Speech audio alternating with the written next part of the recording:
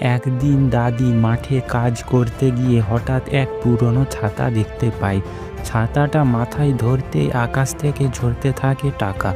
গরুটি অবাক হয়ে চেয়ে থাকে। দাদি খুশিতে চেঁচিয়ে ওঠে, এ যে জাদুর ছাতা। তারপর দাদি সেই টাকা দিয়ে গরিবদের সাহায্য করেন আর গরুর জন্য নতুন ঘাস কিনে আনেন। কিন্তু সেই রাতে দাদি ঘুমিয়ে যাওয়ার পর এক দুষ্টু দাদু আসেন ছাতাটি চুরি করতে। ছাতাটি চুরি করে তিনি যেই মাথায় ধরেছেন, অমনি আকাশ থেকে পড়তে থাকে অনেক নারকেল।